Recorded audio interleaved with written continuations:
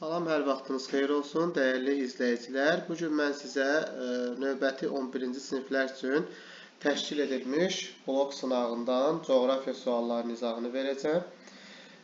Vaxt itirmədən 31-ci sualdan izaha başlayırıq. Deməli, sxemə əsasən anlayışı müəyyən edin. Məkana dair coğrafi informasiyanın əldə edilməsi, informasiyanın təhlili, informasiya əsasında xəritələrin tərtibi. Təbii ki, bu kartoqrafik modelləşdirmənin xüsusiyyətləri hesab edilir. Doğru cavabımız Y variantıdır. 32-ci suala baxırıq. Xəritədə iki məntəqə arasında yolun uzunluğu 15 cm-dir. Xəritənin xətti miqyasına əsasən bu yolun həqiqi uzunluğunu müəyyən edin. Diqqət edirik xətti miqyasa və 20 ilə başlayır və sondakı kilometrə fikir veririk. Deməli, bu onu göstərir ki, xəritənin 1 cm-nə həqiqətdə 20 km uyğun gəlir. O zaman xəritədə 15 cm məsafə isə 15 vur 20, yəni 300 km olacaqdır. Doğru cavabımız D variantı 300 km. 33-cü suala baxırıq. Filadelfiya ilə, yəni Filadelfiya 40 dərəcə şimal enli və 75 dərəcə qərb uzunluğunda yerləşir. Bakı şəhəri isə 40 dərəcə şimal və 50 dərəcə şərq uzunluğunda yerləşir. Bu şəhərlər arasında müvafiq olaraq hər iki istiqamətdə uçan təyyarələrin hərəkət etdikləri azimutları və şəhərlər arasında olan məsafəni müəyyən edin. Deməli, hər ikisi 40 dərəcə şimal enliyindədir. Deməli, hər ikisi 40 dərəcəli paralel üstündə yerləşir. Lakin Filadelfiya şəhəri 75 dərəcə qərb uzunluğunda, Bakı şəhəri isə 50 dərəcə şərq uzunluğunda yerləşir. Buraya biz Filadelfiya qeyd edək, buraya isə Bakı şəhərini qeyd etsək. O zaman bunlar arasında azimutlar, təbii ki, Filadelfiya Bakıdan qərbdə, yəni 270 dərəcəli azimutdadır. Bakı şəhəri isə Filadelfiyadan şərqdə, yəni 90 dərəcəli azimutdadır. Azimutlar 270-90-dır. İndi isə bu şəhərlər arasında məsafəni tapmalıyıq. Təbii ki, məntəqələrin biri qərb yarımkürəsindədir, biri isə şərq yarımkürəsində. O zaman dərəcə fərqini tapmaq üçün 75-in üstünə 50-ni əlavə edirik. 125 dərəcə fərq var. Və biz bilməliyik ki, 40 dərəcəli paraleldə 1 dərəcə 85.4-dür. O zaman 125-i biz vurmalıyıq 85.4-ə. Bu da cavab eləyəcək 10.675 kilometr. Müvafiq olaraq doğru cavabımız olacaq Y variantı. 34-cü suala baxırıq. Uyğunluğu müəyyən edin. İnsanın yaratdığı obyektlər və təbii obyektlər. Bu sualı cavablamaq üçün ilk növbədə şərtli işarələri bilməliyik. Birinci şərtli işarə teleqüllədir. Təbii ki, bu insanın yaratdığı obyekt olacaq. 2-də meyvə bağıdır. Yenə də insanın yaratdığı obyektə aiddir. 3-də yol. Bu da təbii ki, insanın yaratdığıdır. 4-də çay göstərilib. Çay isə təbii obyektlərə aiddir. 5-də kolluq göstərilmişdir. Kolluq da təbii obyektlərə aiddir. 6-da çəmənlik göstərilmişdir. Çəmənlik təbii obyektlərə aiddir. 7-də isə bizə metal körpü göstərilib. Körpünü təbii ki, insanlar yaratdığı üçün insan yaratdığı obyektlərə aiddir. 8-də isə bataqlığın şərtli işarəsi verilmişdir. Müvafiq olaraq A-ya uyğun gələnlər 1, 2, 3 və 7, B-yə uyğun gələn 4, 5, 6, 8, doğru cavab C variantı. 35-ci suala baxırıq. Azərbaycanın bir bölünsün 2.400.000 miqyaslı kənd təsərrüfatı xəritəsi məzmununa, miqyasına görə hansı qrupa aiddir? Xəritədə hansı təsvir üsulundan istifadə edilib?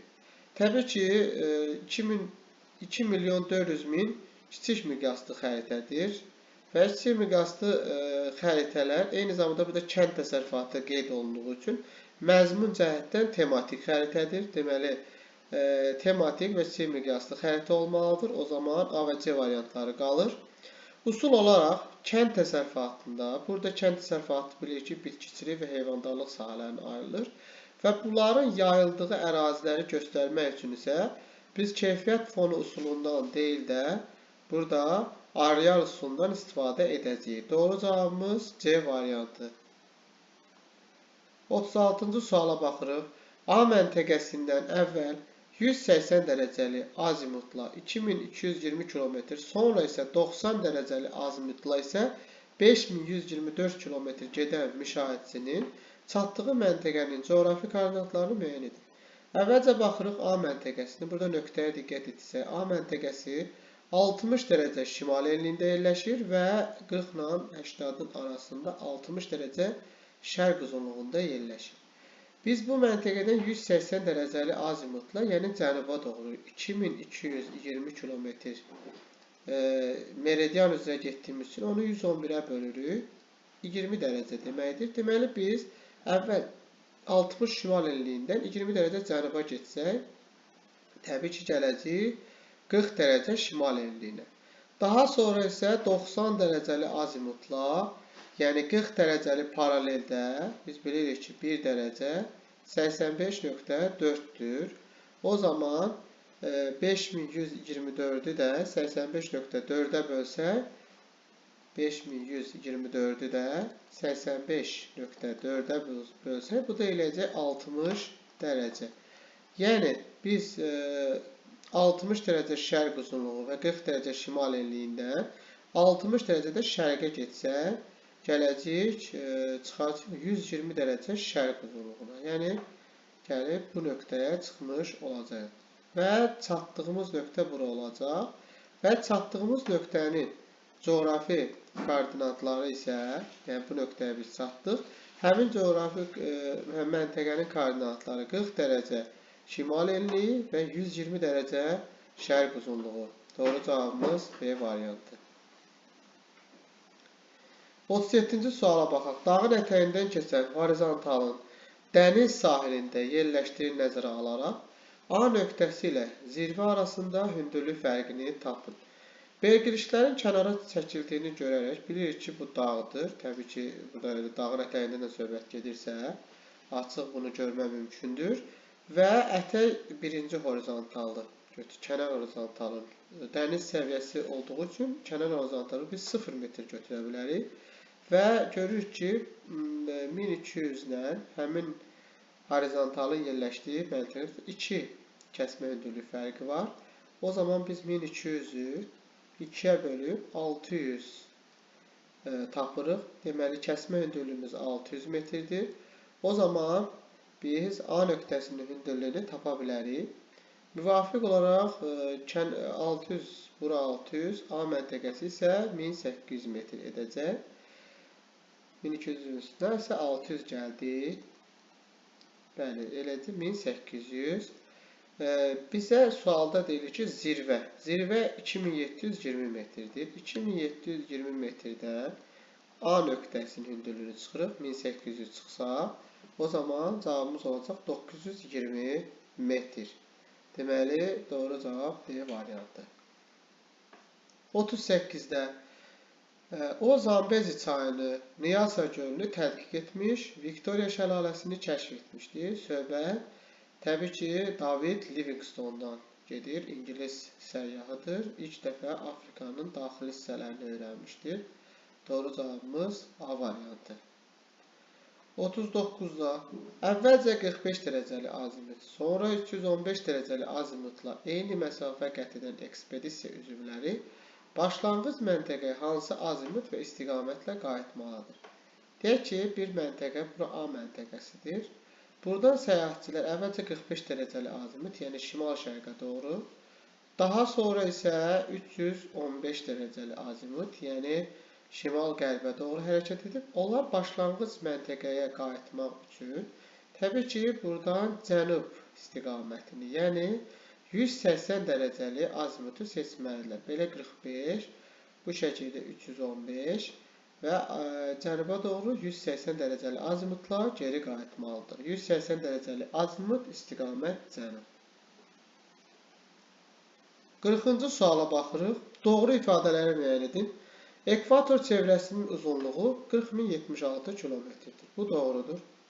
Yer səthinin ümumi sahəsi 149 milyon kvadrat kilometrdir. Bu səhvdir, çünki bu qurunun sahəsidir. Yer səthinin ümumi sahəsi 510-dur. Bunun 361-i su, 149-u isə qurudur. Üçüncü suala. Yerin xəyali oxunur. Yer səthinin kəsişmə nöqtələri qütblər adlanır. Doğru fikirdir. Yer səthindən keçməklə qütbləri birləşdirən ən qısa xəttlərin uzunluğu 20 min kilometrdir. Təbii ki, meridianlardan söhbət gedir və meridianların uzunluğu təxmini 20 min kilometrdir. Doğrudur. Yerin kürəliyini praktik olaraq Aristotel sübut etmişdir. Xeyr, bunu Fermat Magellan sübut edib. 5 yanlışdır. Yerin qütb radiusunun uzunluğu 12756-dır. Xeyr. Qütb radiusu 6357-dir. Amma burada göstərilən rəqəm yerin diametridir. Doğru cavabımız 1, 3 və 4 A variantı. 41-ci suala baxırıq. Topografik planda B və C nöqtələrinin hündürlük fərqi 75 metr olarsa, A nöqtəsinin hündürlüyünü müəyyən edin. Təbii ki, burada C nöqtəsini biz sol tərəfdəki birinci horizontala köçürə bilərik. Deməli, biz C nöqtəsini bura gətirsək, dəniz səviyyəsini 0 metrdən başlasaq, burada qeyd edir ki, B və C nöqtələri arasında hündürlük fərqi 75 metrdir. Baxırıq, B məntəqəsi buradadır. 1, 2 və 3 kəsmə hündürlük fərqi var. O zaman həmin 75 metri 3-ə bölsək, 25 metr alırıq. Deməli, kəsmə hündürlüyümüz 25 metrdir. O zaman A nöqtəsinin hündürlüyünü tapa bilərik. Dəniz səviyyəsi 0, C nöqtəsi olur 25, sonra olacaq 50, daha sonra 75, 100 və 125 metr. Doğru cavabımız D variantı 125 metr. 42-ci suala baxırıq.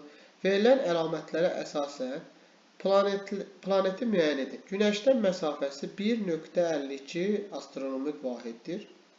Qonşu planetlə arasında asteroid qurşağı yerləşir. Bərk maddələrdən və metallardan ibarətdir. Söhbət Marsdan gedir. Və Marsla Yupiterin arasında asteroidlər geniş yayılmışdır. Və Günəşlə məsafəsi 1,52 astronomik vahiddir. Cavabımız burada Mars A variantı. 43-cü sualda uyğunluğu müəyyən edin. Fiziki coğrafiya və iqtisadi coğrafiyaya aid olanlar. Biocoğrafiya təbii ki, bu fiziki coğrafiyanı öyrəndiyi sahələrdir. B. Ərazi, landşaft planlaşdırılması. Təbii ki, bu iqtisadi coğrafiyaya aiddir. Yerşünaslıq fiziki coğrafiyanı öyrəndiyidir. Coğrafi informasiya sistemləri hər ikisində var. Turizm coğrafiyası təbii ki, iqtisadi coğrafiyaya aiddir. Tibb coğrafiyada yenə də iqtisadi coğrafiyaya aiddir. Deməli, burada cavabımız bu şəkildə olacaq. 1-ə uyğun gəlir A və bir dəqiqə. Burada ərazi, landşaft planlaşdırılması. Əslində, burada cavab olaraq 1-ə A və C, 2-yə oxşar olaraq 2-yə burada 2-yə uyğun gəlir Y və F. Y və F 2-yə uyğun gəlir və 3-ə də B və D. Yəni, burada əslində bu şəkildə cavab olacaq, amma variantlarda yoxdur. Çox güman ki, ərazi landşaft planlaşdırılmasını həm fiziki, həm də iqtisadi coğrafiyanın ortaq sahəsi kimi. Landşaftşünaslıq olsaydı, bunu fiziki coğrafiya götürərdi. Ərazi və landşaft planlaşdırılması həm fiziki coğrafiyada, həm də iqtisadi coğrafiyada müəyyən qədər aidlik olduğu üçün ona görə ola bilər ki, burada B-ni ortaq cavab kimi götürülüb. Yəni, burada A cavabı uyğundur. Əslində, amma bu şəkildə də olmalı idi. Ən uyğun cavab A variantıdır. 44. Uzunluğu 32 km olan Zəngəzur dəhlizi xəritədə 6,4 cm bərabərdir. Bu xəritədə sahəsi 32 cm² olan Qubadlı rayonunun həqiqi sahəsini hesablayıb. Deməli, Zəngəzur dəhlizinin uzunluğu 32 km-dir və o 6,4 cm uyğun gəlir. Təbii ki, burada 6,4 cm-ə 32 km uyğun gəlirsə, bəs 1 cm-ə nə qədər uyğun gəlir? Tənasiblə biz 32-ni bölməliyik 6,4-ə. Bu da eləyir 5 kilometr. Yəni cavab olur 5 kilometr. Deməli 1 santimetrə 5 kilometr uyğun gəlir. Amma burada kvadrat olduğu üçün 1 santimetr kvadratını 25 kilometr kvadratı şəklində yazırıq. Kubadlının sahəsi isə 32 santimetr kvadrat olduğu üçün 32-ni 25-ə vururuq. Bu da eləyəcək 800 kilometrin kvadratı. Doğru cavab Y variantı. 45-ci suala baxırıq. Miqyası 1 bölünsün 30 milyon olan xəritədə A və B məntəqə arasında qalan məsafə 13 santimetrdir. Məntəqələr arasında məsafə neçə kilometr təhrif olunmuşdur? 1 dərəcəli meridian qövsü 111.1 kilometrdir. Əvvəlcə bu miqyası kilometrə çevirmək üçün 5 sıfır silməliyik. Yəni 1 santimetrə uyğun gələcək 300 kilometr. O zaman 13 santimetr, 13'ü 300'ə vururuq. 3900 kilometr edir. İndi isə məntəqələr arasında dərəcə fərqinə görə meridian qövsünü tapaq. B məntəqəsi 20 dərəcə cənub enliyindədir. A məntəqəsi isə 20 dərəcə şimal enliyindədir. Ayrı-ayrı məntəqələr yarımkürələrdə olduqları üçün o zaman 20 dərəcələri toplayırıq. 40 dərəcə və 1 dərəcəmiz 111.1 olduğu üçün 40'ı 111.1'ə vursaq 4440 kilometr cavabını alırıq. Deməli 4440 kilometr. İndi isə təhrifi tapmağımız üçün 4440 kilometrdən 3900 kilometri çıxırıq.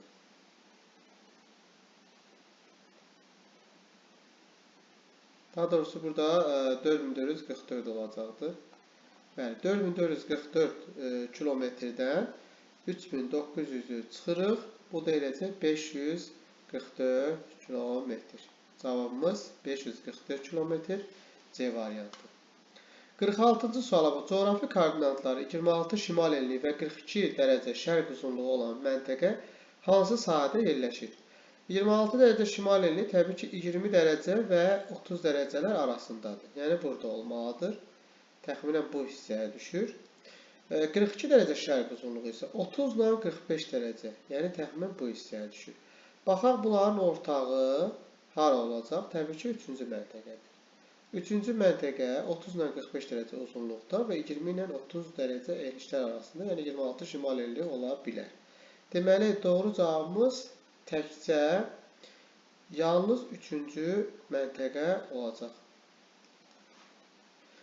47-ci suala baxın. Yerə ən yaxın səma cismi hansıdır? Yerə ən yaxın səma cismi Aydır. Cavabımız D variantıdır. 48-də fiziki xəritələrdə eyni dərinliyə malik olan nöqtələri birləşdirən əyri xətlər izobat adlanır. Elə A variantı doğrudur. İzobar eyni təzyiqdir. İzosert eyni seismik, deməli, eyni titrəyişlərə malik olan nöqtələri birləşdirir. İzohips eyni hündürlüyə malik olan, yəni horizontallardan söhbət gedir. İzoterm də eyni temperaturdur. 49-da qərb istiqamətində Asiyaya, Hindistana dəniz yolunun axtarışı coğrafi elmin hansı inkişaf mərhələsində baş vermişdir? Təbii ki, bu böyük coğrafi kəşflər dövründə baş vermişdir ki, burada İspanlar qərb istiqamətə doğru hərəkət edərək Hindistana su yolunu axtarırlar. Doğru cavabımız D variantı. 50-ci suala baxırıq. A nöqtəsinin B-dən 1.5 dəfə çox hündürlüyə malik olduğu sxemi müəyyən edin. Nəzərə alın ki, kəsmə yüksəkliyi 5 metrdir. Əgər A nöqtəsinin B-dən 1.5 dəfə hündür olduğu nəzərə alaraq A məntəqəsinə fikir versək, burada təpə və ya dağ təsvir olunur. Burada A nöqtəsi B-dən yox, B nöqtəsi A-dan hündürdür. Deməli, A variantı yanlışdır. B bəndinə fikir versək, burada A nöqtəsi B-dən hündürdür. Baxaq, bu hündürlük nə qədərdir? A nöqtəsi hündürlük 45-dir. Deməli, növbəti horizontal 40, 35 və 30 olacaq. Təbii ki, B nöqtəsi A məntəqəsindən bu zaman təxminən 1,5 dəfə, yəni kiçik olacaqdır. Təbii ki, 30-u 1,5 vursaq 45 alacaq. Deməli, cavabımız B variantı düzdür. C bəndinə fikir versək, bu zaman B məntəqəsinin hündürlüyü daha çox olacaq. Amma burada A məntəqəsi B-dən daha hündür olmalı idi. C cavabı səhvdir. D variantına fikir versək, D variantında isə A məntəqəsi yenə də B-dən daha alçaqda yerləşir. Təbii ki, ona görə də D variantı da yanlışdır.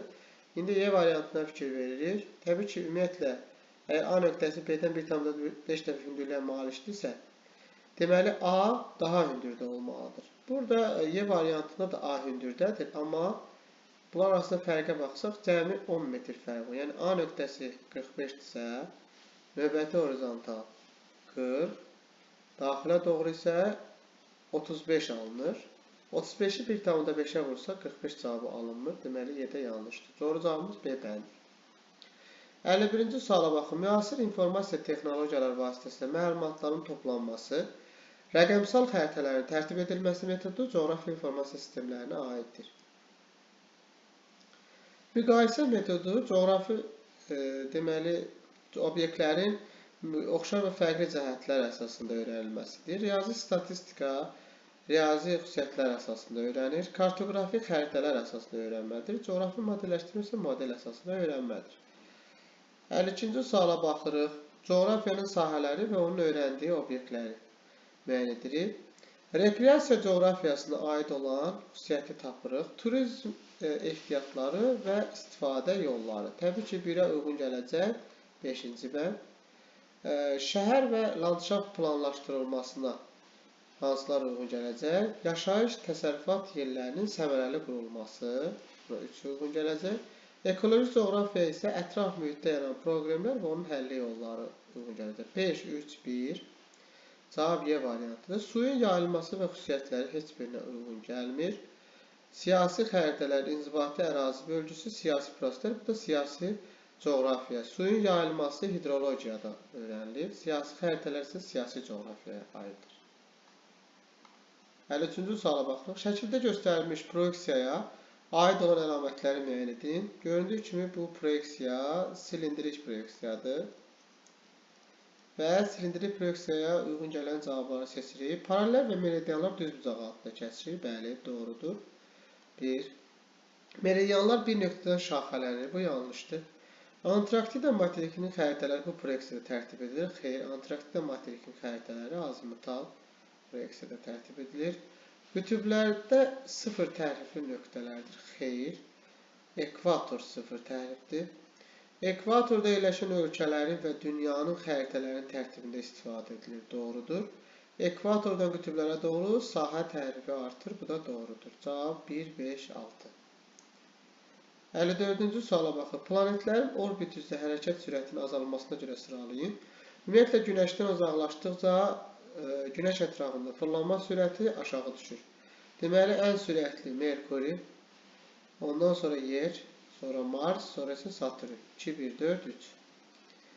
55-ci suala baxaq. Sürəti 850 km/saat olan təyyarə 8 saatdan sonra eniş etdi. Bu müddət ərzində təyyarənin getdiyi yol 1 bölünsün 27 milyon 200 min miqyaslı xəritə neçə santimetrdir? Təbii ki, sürəti 850 km 1 saata 850-dirsə, o zaman 8 saata 850-ni 8-ə vurmaq lazımdır. Bu deyir 6800 kilometr. O zaman buradan miqyasdan 5 sıfır silsək 272, yəni 1 santimetrə uyğun gəldi. 272 kilometr. Aldığımız 6800-ü 272-yə böləcəyik. Cavab eləyəcək 25 santimetr. 56-cı suala baxın. Konturlu şərti işarələrlə təsvir olunan obyektlər. Bir cavab meşə doğrudur. Bulaq miqyassızdır. Metal körpü miqyassızdır. Tarla konturludur. Şose yol xəttidir. Bataqlıq konturludur. Cavab 1, 4, 6. 57-ci vizual təhlil, kartometrik təhlil, qrafik təhlil. Fiziki xəritələrdə ərazinin relyefi haqqında məlumatlar əldə edilməsi vizual təhlil.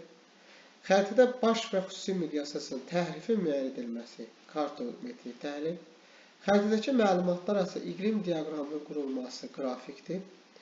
Əhalinin yaş cins tərkibinin təsvir edilməsi, təbii ki, bu da qrafikdir. Xəritədə təsvir üsullarının müəyyən edilməsi isə vizualdır. Situasiyanı oxuyuruq. Beaufort dənizinin sahillərində 70 şimal enli və 130 qərb uzunluğunda eyni meridian çevrəsi üzrə hərəkətə başlayan səyyah əvvəlcə deməli 0 dərəcəli azimutla, sonra isə 180 dərəcəli azimutla ümumilikdə 7770 kilometr məsafə qət etmişdir. Onun çatdığı məntəqəsindən tapşırıqları yerinə yetirir. Əvvəlcə 7700-ü 111-ə bölürük. Meridian üzrə getdiyi üçün bu eləyir 70 dərəcə.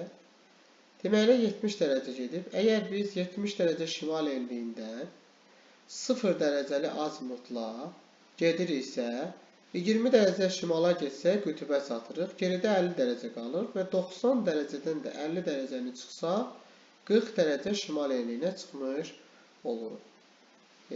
Yəni məntəqəmiz olur 40 dərəcə şimal enliyi. Yəni əvvəlcə biz 70 dərəcə şimal enliyindən 90-a qədər 20 dərəcə çıxdıq cənub qütblərə və 90-dan sonra isə cənuba doğru getsək 50 dərəcə, 40 dərəcə şimal enliyinə çatırıq və artıq 130 dərəcə qərb uzunluğunun yerin əks tərəfinə keçdiyimiz üçün o zaman bunun əks meridianına çıxmış oluruq. O zaman 180-dan da 130 çıxsaq 50 dərəcə şərq uzunluğu edəcək. Bu da olur 50 dərəcə şərq uzunluğu. Deməli, məntəqənin koordinatları 40 dərəcə şimal, 50 dərəcə şərq uzunluğu. Məntəqənin adı, təbii ki, bu koordinatlar məntəqənin Bakı olduğunu göstərir. Sahilində yerləşdiyi su hövzəsi Xəzər dənizidir. Yazırıq burada Xəzər dənizi. Məntəqədə qütb ulduzun görünmə bucağı Bakı 40 dərəcə şimal enliyində yerləşdiyi üçün deməli bucaq da elə 40 dərəcə görünür. Məntəqənin yerləşdiyi paralel çevrəsinin uzunluğunu hesablayın. 40 dərəcəli paraleldə 1 dərəcə 85.4 olduğu üçün paralel çevrəsi dediyi üçün 365 dərəcəni 85.4-ə vururuq. Bu da edəcək 30.744 kilometr. Sualların izahı bu qədər. Sonda izləməyi və bəyənməyi unutmayın. Sağ olun.